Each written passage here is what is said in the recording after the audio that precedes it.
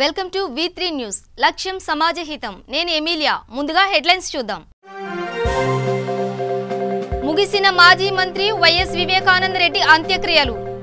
Murder మిస్టరీని ఛేదించే పనిలో నిమగ్నమైన SIT బృందం. ఖాళీ అవుతున్న తెలంగాణ కాంగ్రెస్ పార్టీ. గులాబీ గూటికి చేరుతున్న రోజుకో ఎమ్మెల్యే.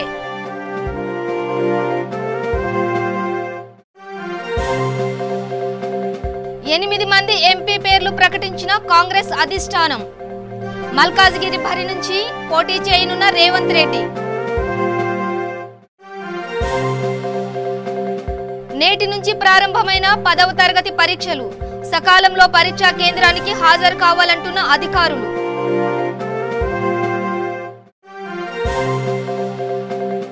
సాఫ్ట్వేర్ ఉద్యోగులకు హైదరాబాద్ మెట్రో శుభవార్త. అమీర్పేట హైటెక్ సిటీ మధ్య వచ్చే వారం నుంచి మెట్రో రైలు కూత. ఇక వివరాల్లోకి వెళితే, మాజీ మంత్రి వైఎస్ఆర్ సోదరుడు వైఎస్ వివేకానంద రెడ్డి హత్య కేసులో మరో కోణం వెలుగులోకి వచ్చింది. ఆయన ఇంటి పరిసరాల్లో నిత్యం తచ్చాడే ఓ కుక్కను గుర్తు తెలియని వ్యక్తులు కొట్టి చంపేశారు. ఆ ప్రాంతంలో కొత్త వ్యక్తులు కనబడితే మొరిగే ఈ శునకాన్ని మర్డర్ ప్లాన్తో భాగంగానే హత్య చేసినట్లు చెబుతున్నారు. అది ఉంటే ఆ ప్రాంతంలోకి వెళ్లడం కష్టమనే ఉద్దేశంతో ముందుగానే దానిని చంపేసినట్లు తెలుస్తోంది.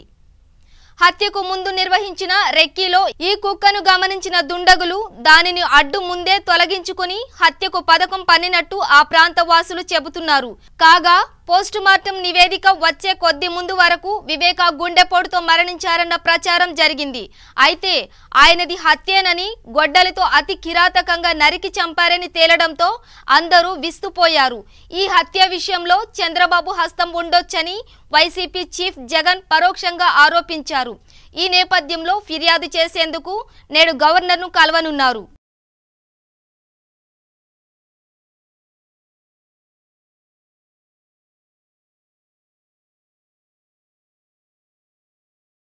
ముఖ్యమంత్రి చంద్రబాబు నాయుడు వైఎస్ఆర్సీపీ నేత వైఎస్ వివేకానంద రెడ్డి హత్యోదంతంపై మీడియా సమావేశం నిర్వహించారు.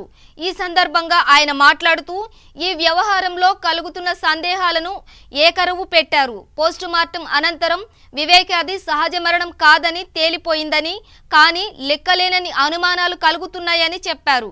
ఉదయం కనిపించని లేఖ సాయంత్రానికి ప్రత్యక్షం కావడం అర్థం కాని విషయం అన్నారు. కొందరు వ్యక్తులు ఈ వ్యవహారంలో కేసు పెట్టాల్సిన అవసరం లేదని అన్నట్టు తెలిసిందని సీఎం పేర్కొన్నారు. అంత దారుణంగా ఇంట్లోనే చంపడం అనేది ప్రజాస్వామ్యంలో హేయమైన చర్య అని వ్యాఖ్యానించారు. చివరికి తనపైన, లోకేష్ పైన ఆరోపణలు చేయడం మరీ దారుణమని, వివేక మృతికి రాజకీయం చేస్తున్నారంటూ మండిపడ్డారు. మీ ఇంట్లో జరిగిన విషయాన్ని మీరు జస్టిఫై చేసుకోకుండా అందరిపై ఆరోపణలు చేయడం సరికాదు. శవాన్ని ఎవరు బెడ్రూమ్లో నుంచి బాత్రూంకు తరలించరు, మళ్ళీ బాత్రూమ్ నుంచి బెడ్రూమ్కు ఎవరు తరలించారు? వీటన్నింటికీ సమాధానాలు పోలీసుల దర్యాప్తులో వెలుగు చూస్తాయి. బయటి వాళ్ళు చంపితే సాక్ష్యాలను గుర్తించే ప్రయత్నం చేయాలి, కానీ ఇక్కడ సాక్ష్యాలను మాయం చేసే ప్రయత్నం జరిగింది. ఇంట్లో వాళ్ళు చంపినప్పుడే ఆధారాలు మాయం చేసే ప్రయత్నం జరుగుతుంది. రక్తపు మరకలు ఎందుకు కడిగేల్సి వచ్చింది? మెదడు కూడా బయటికి వచ్చేలా గాయం అయితే గుండెపోటు అని ఎలా చెప్పగలిగారు? హార్ట్అటాక్ అయితే తలలోంచి రక్తం వస్తుందా? ఇన్ని తప్పులు చేసి ఇప్పుడు సిబిఐ ఎంక్వైరీ అంటున్నారు. నేరాలు చేయడంలో దిట్టైన వాళ్లే ఇంతకు పకడ్బందీగా చేస్తారు అంటూ విశ్లేషించారు చంద్రబాబు. తలుపు కొడితే ఆయన తలుపు తీయకుండా పోవడం, ఆ తర్వాత సర్వెంట్ కూడా రావడం, వచ్చిన తర్వాత ఇద్దరు కలిసి ఇంకా లేదు అంతమంది ఒక వర్షన్ అయితే ఆయన భార్యకు కూడా ఫోన్ చేశారని, లేటుగా వచ్చి ఉంటారు కాబట్టి లేటుగా లేస్తారు, డిస్టర్బ్ చేయొద్దన్నారని, తర్వాత వాళ్ళందరూ కలిసి వెనకాల డోర్ ద్వారా చూస్తే వెనక డోర్ తెలుసుందని అందులో నుంచి లోపలికి వెళ్ళారని, లోపలికి వెళ్ళిన తర్వాత అక్కడ ఆయన చనిపోయి బాత్రూంలో పడిపోయి ఉన్నారని, పడిపోయినప్పుడు వీళ్ళు చేయబట్టి చూసి చనిపోయాడని నిర్ధారించుకొని బయటకు వచ్చి ఈ ఇన్ఫర్మేషన్ చెప్పారని, 6:40కి అవినాష్ రెడ్డి పోలీసులకు ఫోన్ చేయడం, ఫోన్ చేసి ఈయన చనిపోయాడు, గాయాలైన ఆయన అక్కడ పడి చనిపోయాడు, అప్పటికెవరో హత్య కానీ ఇంకోటి జరిగిందని ఎక్కడ చెప్పలేదు. అయితే మనుషులు వస్తున్నారు, లా అండ్ ఆర్డర్ ప్రాబ్లం ఉంటుంది, మీరు పోలీసులు రమ్మని చెప్పడం, అక్కడికి సిఐ 7:30కి వెళ్ళడం విత్ పోలీస్ ఫోర్స్. మామూలుగా ఎప్పుడైనా ఒక హత్య జరిగినా, ఒక మనిషి చనిపోయినా బాడీ కానీ ఆ ప్లేసెస్ కానీ డిస్టర్బ్ చేయరు. సీన్ ఆఫ్ అఫెన్స్, నేను ఎప్పుడూ పోలీసులు చెప్పేది ఒకటి చెప్తా ఉంటాను, సీన్ ఆఫ్ అఫెన్స్ డిస్టర్బ్ చేసిన, ఫోరెన్సిక్ ఎవిడెన్స్ డిస్ట్రాయ్ చేసిన కేసును మనం ఎస్టాబ్లిష్ చేయలేం. వైఎస్ఆర్సీపీ నేత వైఎస్ వివేకానంద రెడ్డి మృతి వ్యవహారం అనేక మలుపులు తిరుగుతోంది. మొదట గుండెపోటుగా తెరపైకి వచ్చిన ఈ వ్యవహారం పోస్టుమార్టం తర్వాత హత్య అని తేలింది. అంతలోనే వివేక రాసినట్టుగా పేర్కొంటున్న ఓ లేఖ తెరపైకి వచ్చింది. దాన్ని తమకు అందించింది వివేక కుటుంబ సభ్యులేనని చెబుతున్నారు కడప జిల్లా ఎస్పీ రాహుల్ దేవ్ శర్మ. వివేక హత్య గురించి మీడియాతో మాట్లాడుతూ అన్ని కోణాల్లో దర్యాప్తు కొనసాగుతోందని తెలిపారు. ఆ లేఖను పరిశీలించామని, పెన్తో లెటర్ రాసినట్టు తెలుస్తోందని అన్నారు. ఆ లేఖపై రక్తపు మరకలు ఉన్నాయని చెప్పిన ఆయన, డ్రైవర్ను త్వరగా రమ్మని పిలిచాను, అందుకే నన్ను చంపబోతున్నాడు అని ఆ లేఖలో ఉందంటూ వెల్లడించారు. ఈ లేఖపై పూర్తి స్థాయిలో విచారణ జరుపుతున్నాం అంటూ స్పష్టం చేశారు. ఈ లేఖలో డ్రైవర్ పేరును ప్రస్తావించడం కుట్రలో భాగమని ఏపీ ప్రతిపక్ష నేత వైఎస్ జగన్ ఆరోపించారు. తన చిన్నాన్న మృతి వ్యవహారాన్ని తప్పుదోవ పట్టించేందుకే డ్రైవర్ పేరును తీసుకువచ్చారని మండిపడ్డారు. రక్తపు గాయాలతో ఉన్న తన చిన్నాన్న హంతకులు చూస్తుండగా ఆ లేఖను ఎలా రాయగలిగాడని జగన్ ప్రశ్నించారు.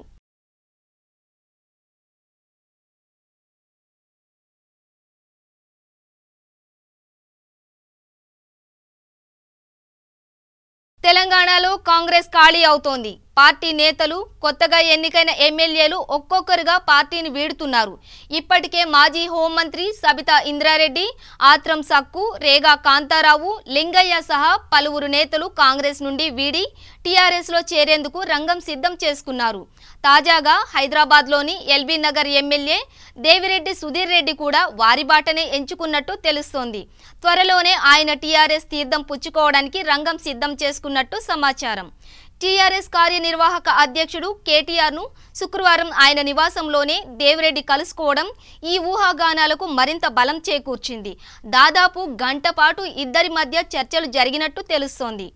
ఎల్బీ నగర్ నియోజకవర్గ అభివృద్ధి కోసం టీఆర్ఎస్లో చేరాలని నిర్ణయించినట్లు ఈ సందర్భంగా దేవిరెడ్డి పేర్కొన్నట్టు సమాచారం.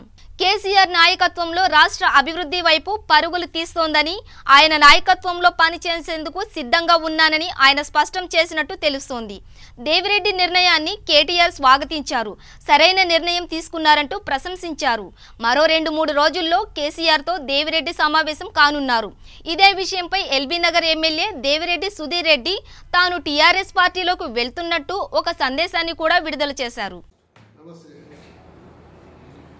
మొన్న జరిగిన ఎన్నికలలో ఎల్బీ నగర్ ప్రజలందరూ కూడా ఆశీర్వదించి నన్ను శాసనసభకు 2వ సారి పంపడం జరిగింది. ఎన్నికల సందర్భంలో ఎల్బీ నగర్ ప్రజలు అనేక సమస్యలతో అనేక కష్టాలు పడుతుంది కాబట్టి ఆ సమస్యలన్నింటినీ రాబోయే రోజుల్లో ఖచ్చితంగా తీరుస్తామని చెప్పేసి అనేక వాగ్దానాలు చేశాను. ముఖ్యంగా బిఎన్రెడ్డి నగర్ సంబంధించిన కాలనీల రిజిస్ట్రేషన్ల సమస్య, రిజిస్ట్రేషన్స్ లేక అనేక మంది పర్మిషన్స్ లేక అక్కడ ప్రజలందరూ కూడా చాలా తీవ్రమైన ఇబ్బంది పడుతున్నారు. నేను గెలిచిన వెంటనే ఈ సమస్య పరిష్కారం చేస్తానని హామీ ఇచ్చిన.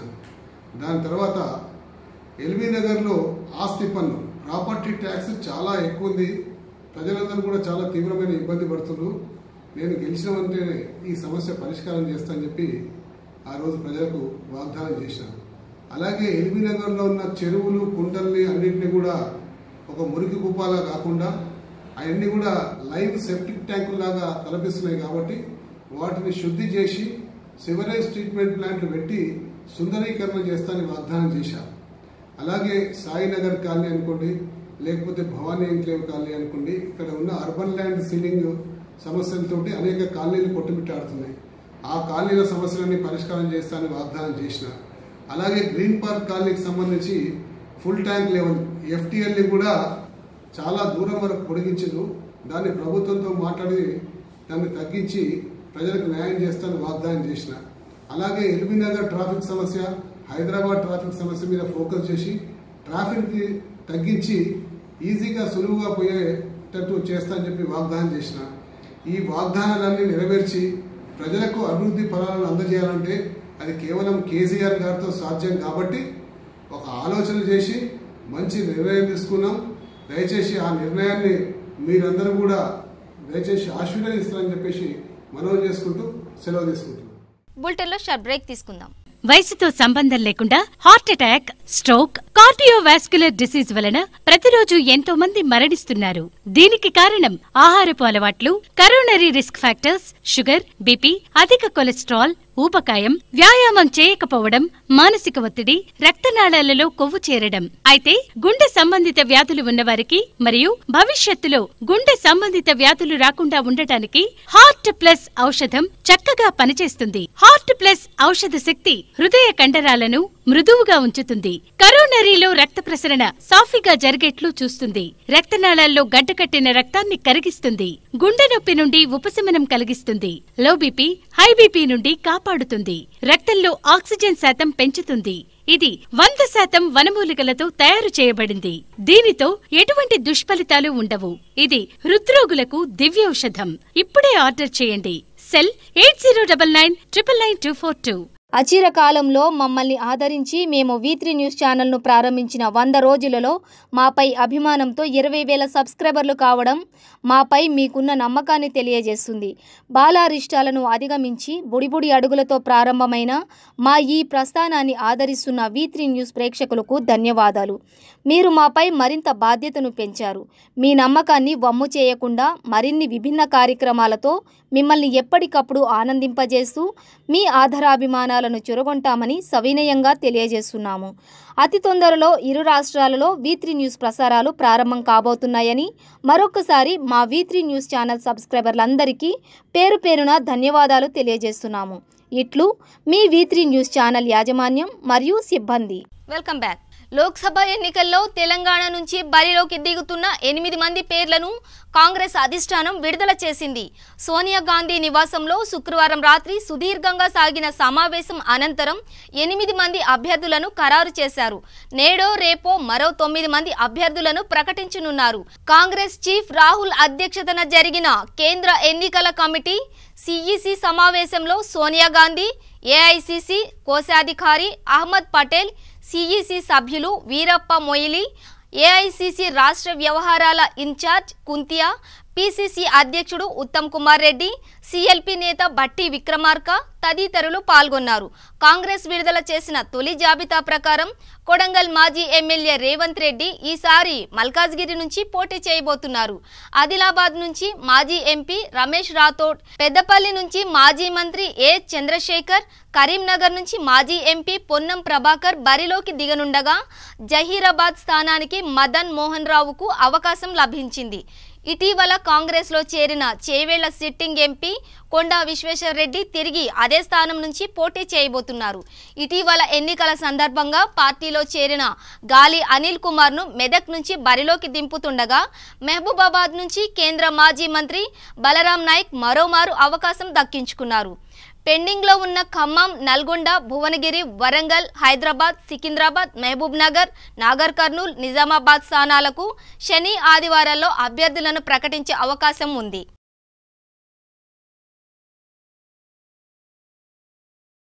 లక్నో నగరంలో శుక్రవారం BSP అధినేత్రి మాయావతి, జనసేన పార్టీ చీఫ్ పవన్ కళ్యాణ్ భేటీ అయిన సంగతి తెలిసిందే. ఈ సందర్భంగా పవన్ మాట్లాడుతూ మాయావతి దేశ ప్రధాని కావాలని కోరుకుంటున్నట్లు చెప్పారు. ఈ సందర్భంగా మాయావతి కూడా పవన్ కళ్యాణ్ ఏపీ సీఎం అవ్వాలని ఆకాంక్షిస్తున్నట్లు పేర్కొన్నారు.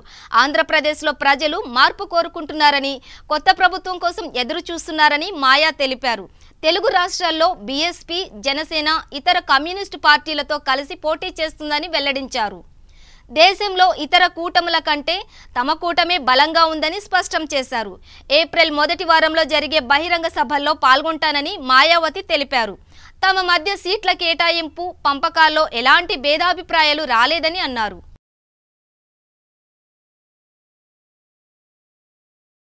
ఆంధ్రప్రదేశ్ అసెంబ్లీతో పాటు తెలుగు రాష్ట్రాల్లోని లోక్సభ స్థానాల్లో కలిసి పోటీ చేస్తామని జనసేన బహుజన్ సమాజ్ పార్టీ ప్రకటించిన సంగతి తెలిసిందే. ఈ మేరకు జనసేన చీఫ్ పవన్ కళ్యాణ్ బీఎస్పీ అధినేత్రి మాయావతి పొత్తు కుదుర్చుకున్నారు. ఈ నేపథ్యంలో జనసేన బీఎస్పీ పొత్తుపై టీఆర్ఎస్ నేత నిజామాబాద్ లోక్సభ సభ్యురాలు కల్వకుంట్ల కవిత స్పందించారు. ఏపీ తెలంగాణ ఎన్నికల్లో బీఎస్పీ జనసేన పొత్తు పెట్టుకోవడం రాజకీయ గిమ్మిక్కేనని కవిత స్పష్టం చేశారు. వీరిద్దరూ ఏపీలో చంద్రబాబుతో కలిసి ఎన్నికలకు వెళ్తారా లేక స్వతంత్రంగా పోటీ చేస్తారా అన్న విషయమై స్పష్టత ఇవ్వాలని డిమాండ్ చేశారు.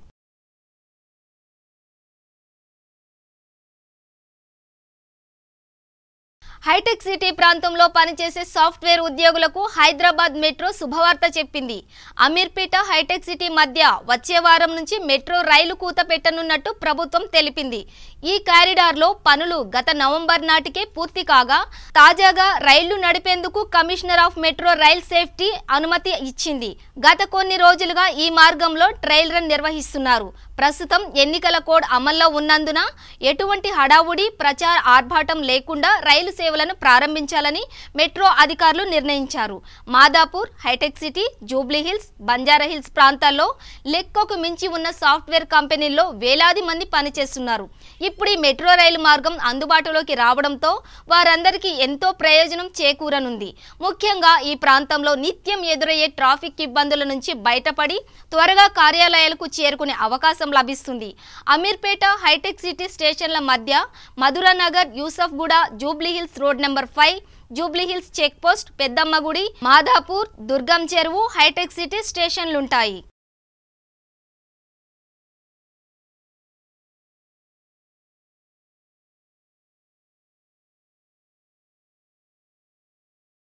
నేడు తెలంగాణ వ్యాప్తంగా 10వ తరగతి పరీక్షలు ప్రారంభమయ్యాయి. సుమారు 5.52 లక్షల మంది విద్యార్థులు ఈ పరీక్షలు రాస్తున్నారు. పరీక్షలు సజావుగా నిర్వహించేందుకు పాఠశాల విద్యాశాఖ అన్ని ఏర్పాట్లు చేసింది. పట్టణ ప్రాంతాల్లో పరీక్షలు రాసే విద్యార్థుల తల్లిదండ్రులు ట్రాఫిక్ను దృష్టిలో పెట్టుకుని ముందుగానే పరీక్షా కేంద్రాలకు తమ పిల్లలు చేరుకునే విధంగా చూడాలని అధికారులు కోరుతున్నారు.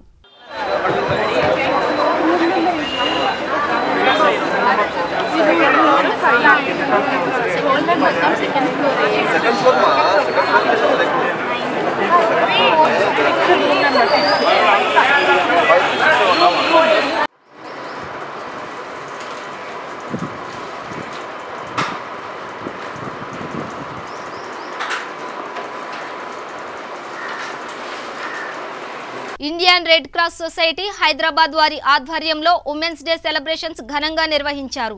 ఈ సందర్భంగా వివిధ రంగాల్లో ప్రతిభ కనబర్చిన మహిళలకు సన్మాన కార్యక్రమం నిర్వహించారు. అనంతరం సన్మాన గ్రహీతలు తమ అనుభవాలను ప్రసంగం ద్వారా పంచుకున్నారు. ఇండియన్ రెడ్ క్రాస్ సొసైటీ వాళ్ళకి ప్రత్యేకంగా నా నమస్కారాలు. ఉమెన్స్ డే సెలబ్రేషన్స్ ప్రతి ఊర్లో ప్రతి చోట జరుగుతూ ఉన్నాయి. అంటే ఉమెన్స్ డే అనేది ఒక్కరోజు కాదు, ఉమెన్స్ డే ప్రతిరోజు ఉమెన్స్ డే అండి. అన్ని రంగాల్లో మహిళలు ఏ రంగంలో చూసినా ముందున్నారు. ఫ్లైట్ నడపడం దగ్గర నుండి అయితే ఏంటి, ట్రైన్ నడపడం దగ్గర నుండి అయితే ఏంటి, రీసెంట్గా మెట్రో స్టార్ట్ అవ్వగానే ఫస్ట్ మహిళే నడిపింది ట్రైన్. అది బహుశా మీకు అందరికీ తెలిసే ఉంటుంది. అన్ని రంగాల్లో మహిళలు ఉన్నారు, ఏ రంగం చూసినా మహిళలే ఉన్నారు. ఒక చిన్న వాక్యం చెప్తా, అందరికీ తెలుగు వచ్చు కదా, ఓకే.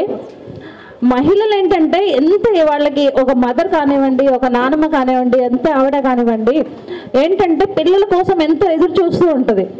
ఆవిడ ఏం చేస్తుందంటే ఆవిడకి కళ్ళు కనిపించవు, పిల్లలు ఏంటంటే పిల్లలకి అసలు ఏమీ తినడానికి ఫుడ్ లేని పొజిషన్లో ఉంటారు పిల్లలు.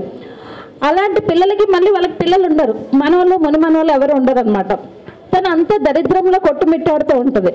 తనకేమవుతుందంటే దేవుడు ప్రత్యక్షమయ్యి నీకు ఏదైనా ఒక కోరిక కోరుకో అమ్మా చేస్తాను అంటాడు. అంటే తను ఒకటే చెప్తాడనమాట, దేవుడు నీకు ఒక్కటే ఇస్తాను అంటాడు. ఆ ముసలావిడికి ఏంటంటే కళ్ళు కూడా కనిపించవు, తనకి ఏం అడగాలో అర్థం అవ్వదు. కళ్ళు అడగాల, కొడుకు ఒక పొజిషన్కి రావాలి అడగాల, పిల్లలు పుట్టాలా, ఏది అడగాలో తనకు అర్థం అవ్వదు. చాలాసేపటికి టైం తీసుకొని తను చెప్పుద్ది. ఏం చెప్పుద్ది అంటే నా మనవడు బంగారు ఉయ్యాల్లో ఊగుతూ ఉంటే నాకు చూడాలని ఉందని. అంటే మీకు అర్థమై ఉంటుంది, బంగారు ఉయ్యాల్లో ఊగుతూ ఉంటే చూడాలని ఉంటే మనవడు పుడతాడు, కొడుకు మంచి పొజిషన్లోకి వస్తాడు, అండ్ అలాగే తనకి కళ్ళు కనిపిస్తాయి. అంటే ఒక మదర్ అన్ని రకాలుగా ఆలోచిస్తూ ఉంటుంది అనమాట. మగవాళ్ళు ఆలోచిస్తూ ఉంటారు, కాకపోతే మహిళలు ఆలోచించినంత ఇదిగా ఆలోచించరు. అంటే మహిళ ఎక్కడైతే మంచి పొజిషన్లో ఉంటుందో ఆ ఫ్యామిలీ కానివ్వండి, ఆ చుట్టుపక్కల వాళ్ళు కానివ్వండి ఒక పొజిషన్లోకి వస్తారు. అందుకనే మహిళలని, ఏ మహిళ అయినా కానివ్వండి, వాళ్ళ హస్బెండ్ కానివ్వండి, మా ఫాదర్ కానివ్వండి, పిల్లలు కానివ్వండి, ఎంత గౌరవిస్తారో వాళ్ళకి అంత మంచి జరుగుతుంది. అంటే స్త్రీని ఎక్కడ గౌరవిస్తారో, ఎక్కడ పూజిస్తారో అక్కడ మంచితనం జరుగుతూ ఉంటుంది. థ్యాంక్ యూ అండి. నేను చెప్పినందుకు మీకు ఎవరికైనా బోర్గా ఉందా? అంటే క్లాస్ కొట్టలేదు, అర్థమవలేదో అనుకున్నాను. మాకు ఎల్బీ నగర్ నుండి రావాలంటే అసలు చాలా దూరం యాక్చువల్గా. Thank you very much. అంటే అలాగే నేను తెలంగాణ స్టేట్ ఆర్య వైశ్య సంఘాలకి స్టేట్ జనరల్ సెక్రటరీగా వర్క్ చేస్తున్నాను. నేను ఇక్కడికి వచ్చి మాట్లాడుతున్నాను అంటే నా హస్బెండ్ సపోర్ట్. అంటే హస్బెండ్ సపోర్ట్ లేకుండా మహిళలు ఇంత దూరం రాలేరు. నేను ఇక్కడికి వచ్చాను అంటే మా హస్బెండ్ సపోర్టు. మా హస్బెండ్ కొంతమందికి తెలియదు అనుకుంటాను, మీకు కాదండి. మా హస్బెండ్ ఒక మంచి లీడర్ అండి. తెలంగాణ ఉద్యమం స్టార్ట్ అయినప్పుడు ఫస్ట్ పింక్ కండువా వేసుకుందే మేము. ఈ రోజుల్లో అందరూ టీఆర్ఎస్లోకి వస్తున్నారు, కానీ ఫస్ట్ కండువా వేసుకుంది కేసీఆర్ కూతురు కవిత కన్నా, కేటీఆర్ కన్నా ముందు వేసుకుంది మా హస్బెండే. నేను గౌరవంగా చెప్తాను, గట్టిగా చెప్తాను. అలాగే మేము ఇప్పుడు రీసెంట్లీగా V3 న్యూస్ ఛానల్ స్టార్ట్ చేసాము. ప్లీజ్ సపోర్ట్, మీరు అందరూ సపోర్ట్ చేయండి. నా హస్బెండ్ పేరు తెలీదా? కాచం సత్యనారాయణ గారండి, ఉద్యమకారుడు. థ్యాంక్ యూ వెరీ మచ్ గారు. Thank you so much. మీ అందరికీ, అతిథులందరికీ ఒక రిక్వెస్ట్, మన కోసం కేటాయించుకునే టైం మనం చాలా తక్కువగా ఇస్తుంటాము. సమయాభావం అయినా కూడా ఈ షేరింగ్ని, హ్యాపీనెస్ని మీరు బోర్ ఫీల్ అవ్వకుండా ఎంజాయ్ చేస్తారని నేను ఆశిస్తూ ఉన్నాను. సుష్మా గారికి కంగ్రాచులేషన్స్.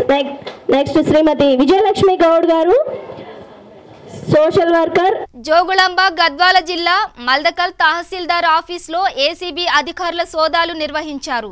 మల్దకల్ మండల వీఆర్ఏ చిన్నయ్య లంచం తీసుకుంటూ మంగళవారం ఏసీపీకి పట్టుబడ్డాడు. పట్టాదారు పాసు పుస్తకాల్లో భారీగా అవినీతి జరగడంతో పాటు ప్రభుత్వం పంపిణీ చేసిన పాస్ పుస్తకాలు రైతులకు అందలేదనే ఆరోపణలపై అధికారులు సోదాలు నిర్వహించారు. రైతులకు ఇవ్వకుండా కార్యాలయంలో నిల్వ చేసిన 68 పట్టాదారు పాస్ పుస్తకాలను స్వాధీనం చేసుకున్నట్లు ఏసీబీ డీఎస్పీ కృష్ణగౌడ్ తెలిపారు. చిన్నయ్య గారిని పట్టుకున్న తర్వాత రాత్రి వరకు ఇన్వెస్టిగేషన్ జరిగింది. ఆ క్రమంలో చాలామంది రైతుల యొక్క పాస్ పుస్తకాలు కొత్తవి వచ్చినా కూడా చాలా కాలం నుంచి దగ్గర పెట్టుకుని రైతులకు ఇవ్వకుండా ఇబ్బంది పెడుతున్నారని గ్రహించి దాన్ని కంటిన్యూగా ఈరోజు మార్నింగ్ నుంచి కూడా వచ్చి దాన్ని చెక్ చేయడం జరిగింది. నిన్న మార్నింగ్ వచ్చిన 51 పాస్ పుస్తకాలు, అంతకుముందు గతంలో ఒక 5-6 మంత్స్ నుండి పెండింగ్ ఉన్న 20 పాస్ పుస్తకాలు, టోటల్ 71 పాస్ బుక్స్ కూడా గుర్తించడం జరిగింది. అన్నీ కూడా ఇప్పుడు స్థానిక తహసీల్దార్ గారికి ఇచ్చి అవన్నీ కూడా ఎలాంటి ఆలస్యం చేయకుండా సంబంధించిన రైతులకు అందజేయమని చెప్పడం జరిగింది. అదేవిధంగా పాస్ పుస్తకాల కోసం ఎవరు రైతులు వచ్చి సంప్రదించినా కానీ ఎట్టి పరిస్థితులు ఎవరు కూడా డబ్బులు ఇవ్వడానికి వీల్లేదు. వాళ్ళు డెఫినెట్గా వచ్చి ఇక కలిసి పనిచేసుకుంటే డెఫినెట్గా వాళ్ళు పనిచేయడం జరుగుతుంది. ప్రస్తుతం అయితే మాత్రం మన నుంచి చేసిన తనిఖీలో ఆ 70 పాస్ పుస్తకాలతో పాటు మిగతా ఇంకేమైనా వేరే కొద్దిమంది రైతులు కూడా చాలా కాలం నుంచి పాస్ పుస్తకాలు ఇవ్వట్లేదు, డబ్బులు డిమాండ్ చేస్తారని చెప్పడం వల్ల ఆ దృష్టితో కూడా చూడడం జరిగింది. ప్రస్తుతానికైతే బులెటిన్ ముగించే ముందు హెడ్లైన్స్ మరోసారి. ముగిసిన మాజీ మంత్రి వైఎస్ వివేకానంద రెడ్డి అంత్యక్రియలు. మర్డర్ మిస్టరీని ఛేదించే పనిలో నిమగ్నమైన సిట్ బృందం. ఖాళీ అవుతున్న తెలంగాణ కాంగ్రెస్ పార్టీ. గులాబీ గూటికి చేరుతున్న రోజుకో ఎమ్మెల్యే.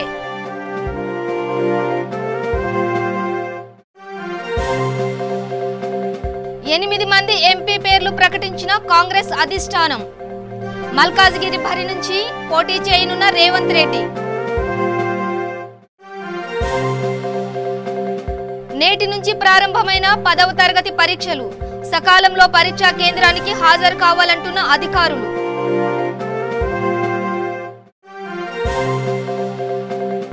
సాఫ్ట్వేర్ ఉద్యోగులకు హైదరాబాద్ మెట్రో శుభవార్త. అమీర్పేట హైటెక్ సిటీ మధ్య వచ్చే వారం నుంచి మెట్రో రైలు కూత. ఇవి బులెటిన్ విశేషాలు. చూస్తూనే ఉండండి V3 న్యూస్. లక్ష్యం సమాజహితం.